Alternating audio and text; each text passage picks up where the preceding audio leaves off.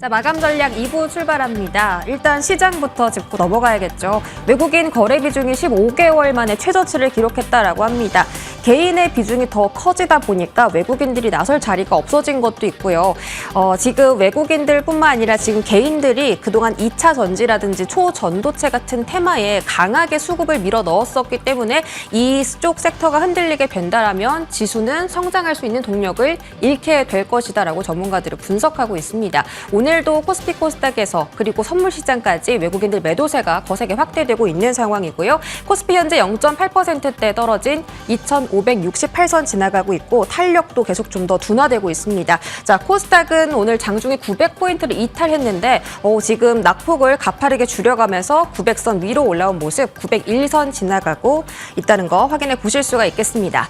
자, 월요일장 이렇게 흘러가는 가운데 오늘은 어떤 테마가 강하게 움직이고 있을까요? 아마 오늘 시장의 주인공은 바로 이쪽이 아닐까 싶습니다. 해외 매출 계속 확대되고 있는 라면 업계인데요. 열어보도록 하겠습니다. 자, 삼양식품 주가 확인해 보셨나요? 일단 지난 거래일에 8%대 상승으로 마무리 지었고 오늘 상한가 도달에 성공했습니다. 이 삼양식품이라는 종목이 1994년도에 상장을 했는데 상장 이래 역대 최고 주가를 달리고 있는 겁니다. 13만 원의 벽을 뚫어내지 못했는데 오늘 상한가에 도달하면서 17만 원대까지 주가가 강하게 급등을 했습니다. 증권가별 목표 주가를 살펴보시면 하나투자증권이 20만 원을 제시했는데 일단 IBK가 제시한 17만 원권에는 주가가 거의 다 근접했다라는 걸 확인해 보실 수가 있겠습니다. 자, 이 화면에 보시는 거 불닭볶음면인데요. 국내 시장뿐만 아니라 해외 시장까지 정말 탄탄하게 매출을 잡았습니다. 2분기 영업이익 61% 기록했고요. 하반기에는 더 좋다라고 합니다. 매출 추정액이 22%고 영업이익은 이번 분기보다 더 높은 64%를 기록을 할 예정이다라고 하고 6월 달에 라면 가격 인하 이슈가 있었는데 불닭볶음면은 그 인하 라인업에서 제외되면서 매출에는 그렇게 큰 타격이 없었다라는 것도 특징적이죠. 다음 모멘텀 체크해 보도록 하겠습니다.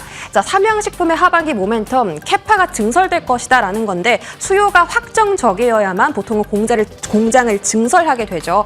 밀양의 제2 공장을 신설하기로 결정했다라고 하고요. 또 해외 유통도 법인화시킨다고 합니다. 지금 매출 성장률이 가장 크게 나타나는 쪽이 바로 미국이고 다음 분기에는 70% 정도의 매출 성장을 기록할 것이라고 합니다. 중국, 일본, 인니에서도 유통을 법인화시키면서 매출을 다각화할 수 있게 되고요. 또 라면 외의 제품도 포트폴리오를 다각화하고 있습니다. 올가닉 제품 올닉이라든지 단백질 음료 제품인 제겐 펄스도 지금 매출 파이가 커지고 있기 때문에 라면 가격 인하를 더 커버해줄 수 있다라는 증권가의 리포트가 나왔습니다. 삼양식품 말고도 라면계의 왕좌가 있죠. 바로 농심입니다. 자, 증권가별 목표 주가가 재밌는 게 뭐냐면 삼양식품은 지금 업사이드가 거의 닫혀 있는데 농심은 지금 주가가 한 40만 원대다 보니까 증권가 제시한 목표까지 아직 업사이드가 크게 열려 있다라는 점이 매력적인 포인트인 겁니다. 삼양식품 말고 농심도 미국에서 실적을 정말 잘 내줬습니다. 일단 2분기 영업이익이 전년 대비 1162%의 기록을 하면서 시장의 예상치를 2배나 웃돌았고요. 미국 법인 영업이익 같은 경우는 전년 대비 536%가 증가했습니다. 그 비빔면 신제품의 배흥동이 매출을 또 이끌어줬고 최근에 인터넷에서 정말 핫한 새우깡의 자매 제품 먹태깡도 인기가 올라가면서 하반기 매출을 커버해줄 것이다라는 이야기가 나오고 있습니다. 농심 모멘텀도 체크를 해볼게요. 농심도 삼양식품과 비슷한 특징들이 많습니다. 글로벌 입지를 확대해 나간다는 것, 그리고 공장 라인을 증설한다라는 거죠. 사실 농심은 라면 가격 인하에 3분기부터 영향권에 들어갈 거다라는 이야기가 있지만 방금 보신 먹태깡이라든지 다른 라인업들의 매출 증가로 인해서 영향권에 들어가도 매출 타격에는 거의 문제 없을 것이다 라고 전망하고 있습니다. 특히 해외 법인 실적도 1조 원대 돌파할 전망이고요. 자, 이제 주가도 한번 체크를 해보도록 하겠습니다. 삼양식품 현재 상한가에 도달하면서 주가가 17만 6,900원대 터치를 했고 농심은 오늘 좀 출렁이다가 3%대 상승을 유지하고 있습니다. 말씀드린 것처럼 증권가의 목표 주가까지 도달할 수 있는 여력은 농심이 조금 더 크다라는 점이고 잠시 뒤에 투자 관점 체크 받아보도록 하겠습니다. 자, 엔터주도 오늘 좀 많이 급락세가 연출되고 있습니다. JYP 엔터가 MSCI 지수 편입했는데도 불구하고 주가가 급락이 나와서 많이 놀란 투자자분들도 계실 겁니다. 하지만 시장의 기대치가 너무 높았다라는 거죠. 뚜껑을 열어보니까 실적이 정말 좋았는데 시장의 기대치에는 못 미쳤다라는 겁니다. 2분기 영업이익은 30%로 양호하고요. 영업비용이 증가했던 부분에 대해서는 3분기에 더 좋은 실적을 끌어내기 위해 과감한 투자가 들어간 것이다라고 증권가는 분석을 하고 있습니다. 그리고 JYP엔터의 주가가 그동안 2배 정도 올라갔기 때문에 상승 피로감에 따른 일시적인 부진을 겪는 거다라고 증권가는 분석을 하고 있고요. 뭐 앨범 판매 쪽에서는 스트레이트 키즈가 560만 장으로 앨범 쪽에서 캐리를 끌었고 이 콘서트 쪽에서는 트와이스의 월드 투어가 흥행하면서 공연 부분의 매출도 이끌었습니다. 하반기에 모멘텀을 체크해 보자니 이 주력 아티스트들의 글로벌 팬덤 신규가 신규적으로 계속 확장을 해 나가고 있는 상태였고 또 주목을 받았던 JYP의 미국 걸그룹 프로젝트도 계속 우상향하고 있는 상태였습니다. 그리고 엔터주에서 가장 큰 재료로 작용하는 신인그룹 데뷔 쪽에서는 내년 상반기까지 4팀의 신인그룹이 데뷔를 할 예정이라고 하니까 조금 성장률은 둔화될지는 몰라도 탄탄한 실적은 계속 이어갈 거다라는 게 전문가들의 분석입니다.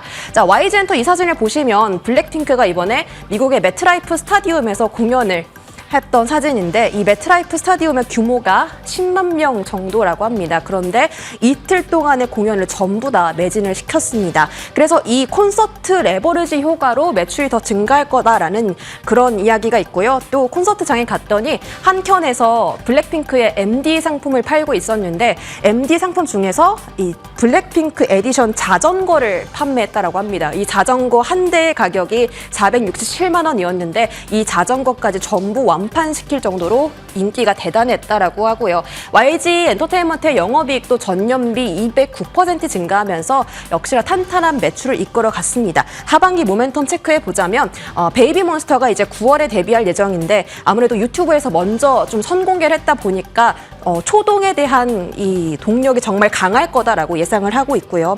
블랙핑크의 3분기 모객 공연도 8회 예정되어 있어서 3분기 공연 매출도 더 높아질 것이다라는 게 전문가들의 분석입니다. 특히 이 YG 엔터테인먼트 쪽은 리스크가 블랙핑크 재계약 소식인데 8월 말 9월 중에 이 재계약의 여부가 점점 드러날 것이다라고 전문가들 예측하고 있습니다. 주가 상황 보시면요. JYP엔터는 그래도 낙폭을 아침보다 정말 많이 줄여냈습니다. 아침에 2자릿대였는데 지금은 7%대 낙폭을 지금은 확인해 보실 수가 있고 YG 엔터테인먼트도 낙폭을 크게 줄여내면서 거의 약보합권까지 들어가 있는 상태. 잠시 뒤에 투자 관점 체크 받아보도록 하겠습니다. 마지막으로 인텔리언테크 빠르게 알아보도록 하겠습니다. 실적 공개가 됐는데 분기 최대 매출을 기록했습니다. 이 사진은 그 궤도 위성 사진인데요. 보통 우리가 알고 있는 통신 위성은 이 정지 궤도에서 진행이 됐는데 앞으로는 이 저궤도 시장이 조금 더 주목을 받을 거라고 합니다. LTE 다음, 5G 다음, 6G는 이 저궤도 기술이 더 부각될 거다라고 이야기가 나오고 있는 상황. 그래서 앞으로 인텔리언테크는 분기 최대 매출을 기록한 이후 4분기는 더 큰 매출을 기록할 거다라고 전문가들은 보고 있고요. 최근에는 아마존과 공급 계약도 체결했고 네옴시티에 대한 통신망 구축 수혜도 받아가면서 군 위성통신 사업, 즉 방산주의 모멘텀도 가지고 있는 게 인텔리언테크입니다. 앞으로의 흐름도 지켜보시면서요. 프로의 시선 지금 출발합니다.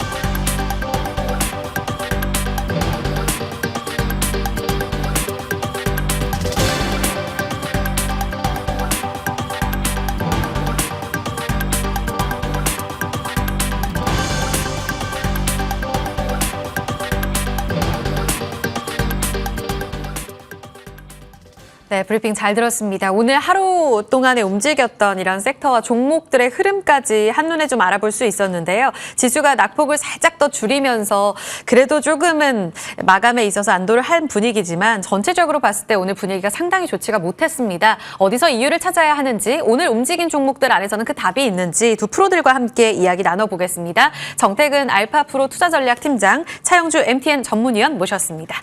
어서 오세요. 네, 반갑습니다. 자, 시장부터 여쭤볼게요. 정 팀장님, 지난주에도 시장 방향성이 좀 부재했었어요. 네. 그리고 이번 주 이 연장선이 좀 이어집니다. 내일 휴장을 앞두고 이번 주는 좀 짧을 텐데 내일 중국, 일본 실물지표 제외하고 어떤 포인트에 포커스를 맞춰야 하는지 사실 지금 중국 때문에 우려 섞인 이런 목소리들이 계속 높지 않습니까? 오늘 흐름만 봤을 때 이번 주의 방향성 어떻게 잡고 계세요? 이번 주 방향성은 뭐 시장 전반적인 분위기는 하락으로 보고 있는 상황들이고요. 대신에 시장이 조금 지지부진하지만 그럼에도 불구하고 오늘 또 이제 다시 중국 소비 관련주들이 강세를 보이는 것처럼 이렇게 어찌 보면 그 테마라든지 업종이 순환매를 하게 되면서 이 대안들이 계속 나타나는지가 좀 중요하다라고 말씀을 드려야 될 것 같아요. 그렇다면은 뭐 지나갔던 테마들, 업종들이 다시 부각이 되는 순환매가 되거나 아니면은 또 갑자기 중국 소비 관련주처럼 또 새로운 테마가 나타나는지 여부가 좀 중요할 것 같은데, 일단은 후보로는 이제 바이오하고 로봇 하고 있고요. 그리고 이제 18일 같은 경우는 한미일 정상회의가 있는데 이슈들은 많습니다. 이슈들은 많은데 과연 중국 소비주처럼 시장이 주목을 할지가 좀 관건인데 그중에서 가장 이제 가능성이 높은 건 좀 바이오라고 생각을 좀 하고 있습니다. 일단은 수요일 같은 경우에 알츠하이머 협회 컨퍼런스가 예정이 되는 상황들이거든요. 최근에 뭐 당뇨라든지 비만 치료제 관련돼 가지고 바이오가 좀 부각됐었던 그런 경험치를 보게 된다라면은 기대를 그래도 한번 해볼 만하다라는 말씀 한번 드려보고 싶고, 뭐 관련주로는 퀀텀 매트릭스, 나이백, 뭐 피플바이오, 뷰노라는 종목들이 있고요. 그리고 이제 하나 같은 경우도 협동 로봇 시장에 진출한다라고 합니다. FA 부분을 이제 분사를 해가지고 10월 달에 하나 로보틱스를 이제 설립을 한다 그러는데 여기 또 협동 로봇 부분이거든요. 네. 그래서 이런 부분들 보게 된다라면 이제 대기업들에서 로봇 사업 진출 이런 것들이 좀 부각이 되게 되면서 또 로봇 관련주가 좀 이끌어주지 않을까 생각이 되는데 로봇은 아쉽게도 중국 소비주처럼 이렇게 군집이 크지는 않거든요. 그러다 보니까 좀 개별 좀 흐름이 나오지 않을까 생각이 들고, 그리고 이제 마지막으로 이제 말씀드리고 싶은 것은 8월 18일 날 한미일 정상회의가 예정이 되는데 이런 것들이 이제 이렇게 중국 첨단 산업 규제 이슈 때문에 오늘 반도체가 약한 부분도 있고 나스닥이 약한 것도 있거든요. 그래서 여기에서 또 분위기가 좀 반전될 만한 얘기가 나올까, 뭐 이런 것들 좀 체크를 하면서 대응을 해야 될 것 같습니다. 그래서 뭐 결론을 내보자면은 증시는 전반적으로 좀 지지부진한 흐름들이, 그러니까 이게 시원하게 하락을 하는 것도 아니거든요. 그러다 보니까 제가 지지부진한 표현을 쓰고 있는데 어쨌든 뭐 시장이 좀 정체가 되는 상황들 속에서 뭐 개별 종목 대응을 뭐 이번 주 같은 경우는 계속 이어나가야 되지 않을까라는 말씀 드려야 될 것 같아요. 개별 종목 대응이 유효하다는 건 지금 중국의 비구에 위한 디폴트 위기가 오늘 장만 봤을 때 그렇게 크지 않다라고 해석해도 되는 거예요? 이게 중국 그 디폴트 이슈 같은 경우는 일단 어찌 보면 시장 이슈라고 좀 봐야 되는 부분들이거든요. 그런데 제가 봤을 때는 작년에 헝다 이슈 같은 경우도 스무스하게 넘어갔어요.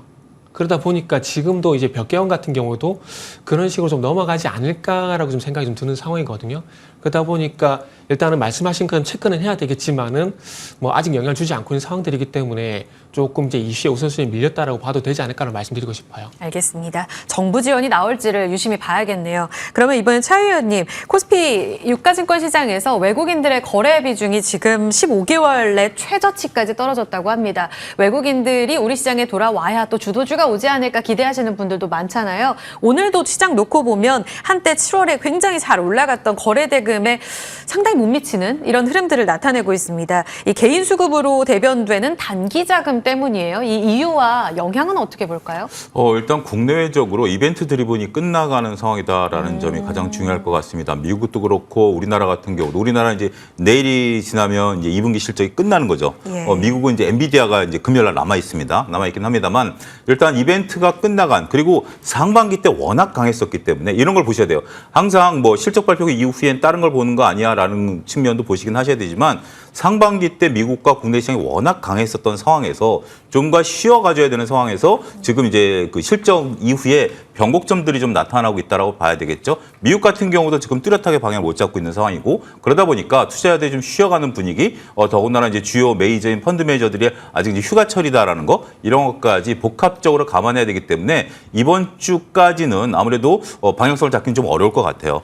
일단 실적도 마무리되고, 특히 우리나라 같은 경우는 전반적으로 봤을 때 MSCI 이슈도 끝났고 주요 기업들의 실적도 끝났고 이런 상황에서 추가적으로 동력을 얻기에는 쉽지 않을 수밖에 없다라고 봐야 되겠죠. 더군다나 지금 이제 개인 투자분들의 비중이 높은 상태에서 개인 투자분들은 딱 두 가지로 나눠진다라고 봅니다. 2차 전지에 여전히 올인하시는 분들이 있고, 나머지는 정말 테마만 쫓아다니시는 거죠. 테마가 지금 그 어느 때보다도 강력하게 움직이고 있다 보니까 이쪽에서 매매를 신경 쓰시지 다른 쪽을 또 들여다보는 건 아니에요. 오늘 코스피가 상대적으로 종목별로 놓고 보면 더 떨어지는 것들이 많이 보이죠. 굵직굵직한 종목들이. 이런 것들이 외국인 투자 비중이 높았었던 종목인데 외국인과 기관들의 수급이 빠지다 보니까 상대적으로 오늘 중소형단에 있는 아까 중간 단계에 있는 코스피 종목들의 하락폭이 좀 크다라고 봐야 되겠죠. 일단 좀 시간이 좀 필요할 것으로 보여집니다. 뭐 시간이 지나고 나서 우리가 이제 하반기 때 경기 개선에 대한 기대감들이 있지 않겠습니까? 상반기 때 우리나라 경제 성장률이 0.7, 하반기 때는 무려 1.8까지 늘어나는 것으로 보고 있죠. 이건 국내적으로 동일하게 보고 있는 겁니다. 그래서 우리나라 경제 성장률이 1%대 중반에 맞춰지는 거기 때문에 그러면 하반기 때 경기가 턴하면 뭐가 가장 먼저 움직일까요? 경기 민감주죠. 경기 민감주 같은 경우 코스피에 차지하는 비중이 높기 때문에 일단 이 상황이 좀 끝나고 나면 하반기 때는 조금 찬바람 불면 나아지지 않을까 조심스럽게 말씀드리도록 하겠습니다. 그럼 쉬어가는 그 기간, 지금 변곡점인 이 기간 동안에는 단기 성격의 자금만 쫓아야 되는 게 맞아요. 오늘도 보면 중국 소비주 시세 연속 나오고 초전도체 쪽으로 또 장기 자금이 빠르게 들어가잖아요. 초전도체는 정말 트레이딩 구간이다라고 봐요. 근데 여러분들 초전도체가 오늘 강하지만 뭔가 미묘한 차이가 있습니다. 뭐냐면 상한가에서 자꾸 무너졌다 올라갔다 무너졌다 올라가요. 그러니까 만약에 이게 오전에 저 뉴스를 봤을 때 지금 상한가가 온전히 지켜줘야 되는 게 사실이거든요. 네. 근데 상한가를 들락날락해요. 물론 상한가 부근이긴 하지만. 그럼 뭔 얘기죠? 이것을 보고 다시 초전도체가 맞다라고 들어가시는 분들도 있습니다만 이미 고점에서 어느 정도 밀려있기 때문에 나는 팔 거야라는 것도 만만치 않다라는 거예요. 그래서 이 재료에 따라서 강하게 반응하지만 상한가를 못 지켜준다라면 저는 수급이 무너질 가능성도 대비하셔야 된다라는 점도 말씀드리겠고 예. 두 번째는 지금 이제 중국 소비지 관련주다라고 우리가 표현을 하는 것들 보면 이제 중국 여행과 관련된 부분들이겠죠. 벌써 크루즈선들이 뭐 제주도에 뭐 예약을 하고 있다 뭐 이런 부분들이라서 이런 건 좀 중기적으로 보셔야 될 것 같아요. 단기적으로 대응하기보다는 조금 중기적으로 보셔야 되겠고 오늘 뭐 먹거리들 이런 것들 좀 올라가는 거 보면 어떻게 보면 제가 한 달 전쯤에 MTN에서 그런 말씀을 드렸어요. 2분기 실적 시즌에 우리가 세 가지로 구분해 드렸어요. 기대하고 있는 것들은 성적이 잘 나와야 되는 거, 미래를 보고 있는 것들은 못 나와도 상관없다라는 거. 그게 2차전지 반도체였고 마지막은 기대하지 않았던 업종에서 실적 퍼포먼스가 나올 것이다라고 말씀을 드렸는데 이게 바로 라면과 또 어떻게 보면 하나의 행운처럼 다가온 여행 섹터가 되겠죠. 이런 것들이 그동안 너무 눌려 있었기 때문에 퍼포먼스를 보인다라는 측면에서 본다라면 굳이 내가 매매를 해야 되겠다라고 하면 저는 오히려 이렇게 새롭게 시작하는 쪽에서 매매를 하시는 게 오히려 낫지 않을까도 말씀드리도록 하겠고 그렇지 않다라고 한다라면 다소 이달 뭐 그렇게 길게 쉬지는 않을 것 같아요. 이번 주 후반 정도 엔비디아 실적 시즌 나오고 나면 장이 방향을 잡을 가능성이 있기 때문에 잠깐 쉬는 것도 하나의 투자가 아니겠나 말씀드릴 수 있겠습니다. 네, 선택을 여러분들께 좀 맡기면서 그 대안까지 말씀해 주셨어요. 지금 쉬어가는 2차 전지주, 지금 실적을 꼭 확인하진 않아도 돼라고 지금 차 의원님께서 이야기를 하셨는데 이쪽은 또 정 팀장님께 여쭤볼게요. 이쯤 되면 저가 매수세가 들어올 법도 하지 않나. 근데 잘 버틴다라고 해석하시는 분도 있고 이젠 못 간다라고 해석하기도 합니다. 네. 같은 시세를 보고도 어떻게 해석하는지 궁금하고 오늘 보니까 외국인 쪽에서 좀 사들이는 모습이 에코프로 BM, 포스코 그룹 나오면서 10시 구간에 저점 딛고 지금 올라오고 있거든요. 이런 분위기는 어떻게 해석해야 될까요? 지금 분위기는 이런 표현들을 정말 죄송한데 어정쩡하다 봐야 되겠죠. 올라가는 것도 아니고 명확하지 빠지는 것도 않다. 네네. 이게 조금 좋게 표현을 하게 되면 테마성 급등 현상의 마무리라는 말씀을 좀 드리고 싶고 그리고 제가 하는 표현을 좀 드리자면 이제 전문가님들이 많이 꺼리는 표현인데 솔직히 에코프로하고 2차전지는 많이 해먹었다고 보는 게 저는 맞다라고 봅니다. 근데 이런 표현을 쓰는 게 방송에 적합하지 않기 때문에 많이 안 쓰시거든요. 근데 이거 외에는 솔직히 정말 와닿게 표현할 수 있는 방법이 저는 없다라고 봅니다. 이제 더 이상 그 2차 전지라기보다는 에코프로 그룹주 그리고 포스코 그룹주를 가지고 뭐 에코프로를 예를 들게 되면은 요 종목이 아시겠지만 150만 원까지 갔었거든요. 예. 근데 그 이상 이끌 만한 수급이 더 들어올까요? 저는 아니라고 보거든요. 그러니까 어찌 보면 폭탄 돌리기가 거의 끝이 났다고 보는 게 맞는 거죠. 그러다 보니까 서로 눈치를 보는 거죠. 더 이상 폭탄 돌리기 하지 않고 이제 눈치를 보게 되는 거고 그러다 보니까 빠지진 않는데 계속 지지부진한 빠지지 않는 그런 지지부진한 모습들이 계속 나온다라고 보면 된다라고 보고 있습니다. 그래서 뭐 오늘 이 질문을 받고 여러 가지 자막을 드렸지만은 제가 봤을 때는 가장 이제 와닿는 표현은 더 이상 에코프로를 가지고 해먹을 건 없다라고 보는 게 저는 맞다라고 봅니다. 그러다 보니까 일시적 어떤 수급 공백이 생기게 되는 거고 이런 수급 공백이 생기게 되면서 주가 상승은 제한되고 있지만 그럼에도 불구하고 방금 말씀하셨듯이 그래도 누군가는 받치는 부분이 있기 때문에 지금 안 빠지고 버티고 있다라 봐야 될 것 같아요. 근데 이 수급 구조가 만약에 깨지게 된다라면은 참 에코프로 같은 경우도 100만 원 버티는 건 쉽지 않을까라고 봅니다. 근데 지금은 어쨌든 시장 전반적인 분위기가 좋지는 않지만 그럼에도 네. 불구하고 제가 첫 번째 질문에서 말씀드렸듯이 개별 종목 장세가 지속이 되고 있기 때문에 이런 흐름들이 어쨌든 에코프로의 주가를 좀 받치는 요인이다라고 저는 그렇게 말씀드리고 싶네요.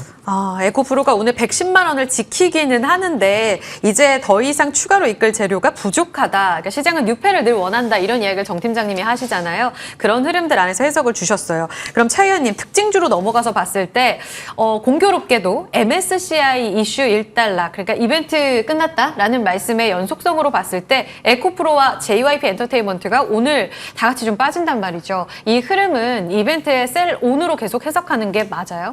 어떻게 보면 이 두 가지 섹터의 기준점을 보면 에코프로 같은 경우는 이제 미래 기대감이 높았었던 그러한 종목 중에 하나죠. 또 한 가지 이제 JYP 엔터 같은 경우는 우리가 봤을 때 실적에 대한 기대감이 높았었던 것들이 사실이죠.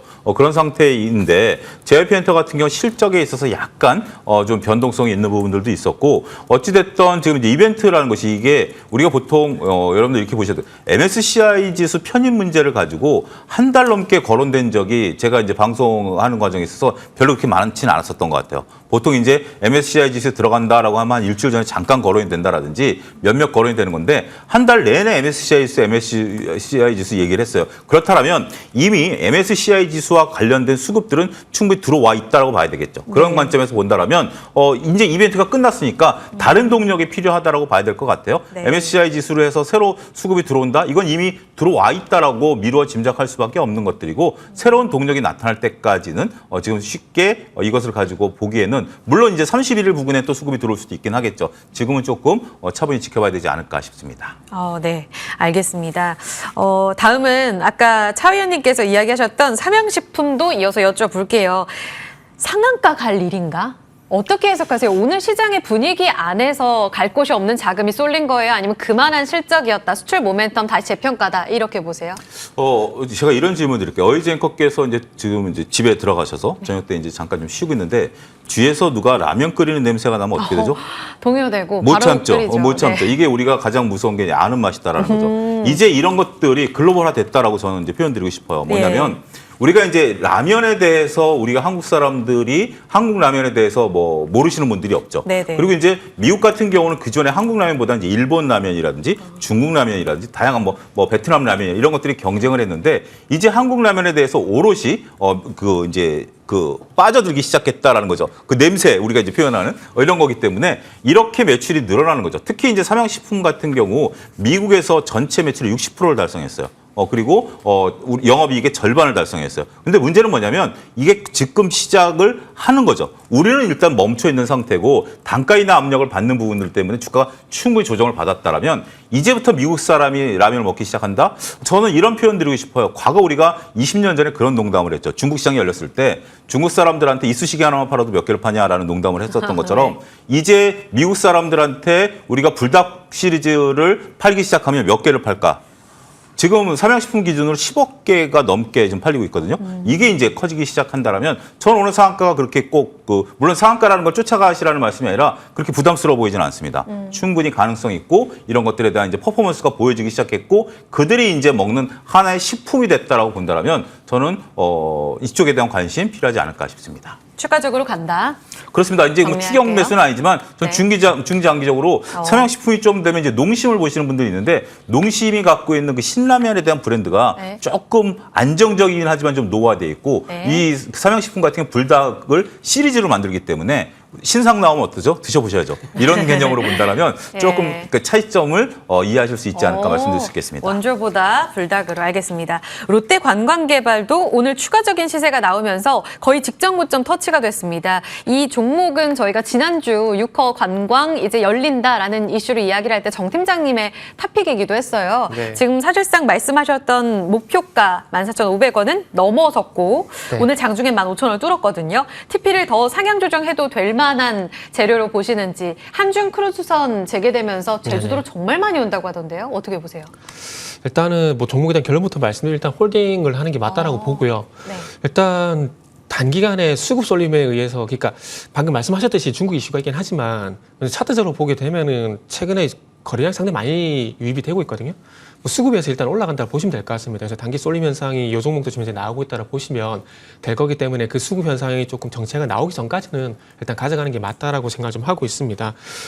그리고 그뿐만 아니라 뭐 크루즈뿐만 아니라 직항 노선도 이제 내년이 되게 되면 200편 이상 증편한다 그러거든요. 그리고 제주 쪽으로 상당히 많이 이제 중국 사람 관심이 많은 것 같아요. 그래서 일단은 뭐 전반적으로 이제 뭐 카지노도 그렇고요, 크루즈도 그렇고 이제 제주라는 이 지역 안에서 수혜가 될 만한 종목들은 이 롯데 관광개발뿐만 아니라 앞으로 계속 부각이 될 거기 때문에 그쪽과 연관이 있는 종목들 같은 경우는 계속 홀딩하는 전략이 일단 맞다라고 말씀드릴게요. 다른 쪽, 그러니까 파라다이스도 동일 의견이고요? 이거는 모르겠어요. 이건 다르게 봐요? 우리 위원님은 어떤 종목 하실지 모르겠는데 일단은 전 제주 쪽만 보게 되면 일단 롯데 관광개발이 가장 탑픽이라고 보거든요. 네. 그래서 아마 이거는 전문가분들마다 의견이 좀 틀릴 것 같아요. 알겠습니다. 취향 말씀드리면 이 네. 롯데 관광개발, GKL, 파라다이스 세 개가 있는데 상대적으로 바닥에서 올라올 수 있는 건 롯데 관광개발이죠. 나머지들은 어느 정도 우리가 이제 그 인천이라든지 서울이라든지 부산이라든지 이런 쪽에 있는 상태고 롯데 관광개발은 오롯이 제주만 있는데 단 한 가지 재무제표가 좀 안 나올 수도 있습니다. 왜냐하면 약 1,000억 정도씩 현재 이자를 내고 있어요. 그런 것 때문에 약간의 재무제표는 안 나올 수도 있습니다만 네. 이 부분이 관광객들이 많이 들어오면 빠르게 소진되는 거거든요. 그렇기 때문에 중기적으로의 트레이딩 방식은 저도 여전히 유효하다 이렇게 덧붙이고 싶습니다. 네, 함께 들어봐서 더 풍요로운 의견이었습니다. 그러면 정 팀장님 관심주 있거든요. 요거 네. 듣고 마무리하겠습니다. 또 중국 소비주예요? 네. 또 관광개발보다 중국 소식입니다. 더 좋습니까? 기대 수익?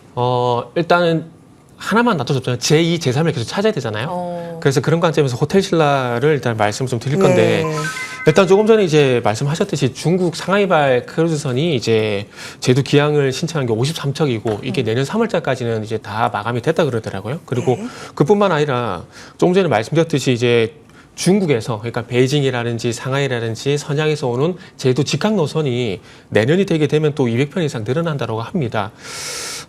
제주를 상당히 좀 많이 와요. 2010년 기준 300만 명 넘게 왔는데 뭐 그 정도까지는 아니더라고 하더라도 상당히 많이 오기 때문에 이 롯데 관광개발뿐만 아니라 또 그러면 그 제주 기반에서 수혜가 될 만한 종목이 또 뭐가 있나라고 보게 되면은 일단 뭐 호텔 신라도 좀 수혜가 될 것 같다라는 생각이 좀 들더라고요. 이제 그 신라 면세점 같은 경우 이제 제주점도 있고 제주점이 있는 상황인데 이제 중국인들 들어온 거 준비를 하고 있다 그러더라고요. 중국인 고객들이 선호하는 브랜드란지 상품을 또 확대를 하고 통역 정담 인력 같은 게도 확대를 하고 뭐 쇼핑 편의 시설 같은 게도 점검을 하게 되는데 이게 다 어쨌든 많이 온다라는 관점에서 이렇게 좀 되는 것 같고요. 네. 죄송합니다. 그 면세점 부분뿐만 아니라 이제 호텔 부분도 좀 기대가 되는데 당연히 오게 되면은 왔다가 바로 가지는 않지 않겠습니까? 그러면은 뭐 제주 신라 호텔도 마찬가지고 제주 신라 스테이도 마찬가지고 투숙객이 더 늘어날 가능성이 있다라는 거죠. 지금 뭐 제주 신라 호텔 같은 경우 한 78%, 스테이 같은 경우 85%인데 아마 이게 100% 풀로 찰 겁니다. 롯데 관광개발이 지금 이제 100% 풀 찬 상황이거든요. 그래서 아마 호텔 부분 같은 경우도 이제 실적 개선이 기대가 되기 때문에 뭐 호텔 신라 같은 경우도 제주도에 중국인 관광객이 많이 오는 것 때문에 수혜가 되는 종목이다라고 좀 판단이 들어서 일단은 호텔 신라도 이제 제주도 수혜 이렇게 준비 좀 했습니다. 그래서 매수가 마지막으로 가격 전략을 말씀드리면은 네. 이제 매수가 같은 경우는 89,000원에서 92,000원 정도 말씀을 드리고요. 네. 목표가는 11만 원, 손절가는 86,000원 제시하도록 하겠습니다. 2020년대 가격대까지 주시네요. 네네. 알겠습니다. 호텔, 레저 쪽, 숙박 모두 다 좋아지고 있습니다. 투숙률과 회복되는 기점을 2분기에 확인했고 여기서 QE 확대를 더 기대해보자. 11만 원 DP 기억하겠습니다. 네, 두 분과 함께한 프로의 시선 마무리하겠습니다. 정태근 팀장, 차영주 전문위원이었습니다. 고맙습니다. 네, 감사합니다.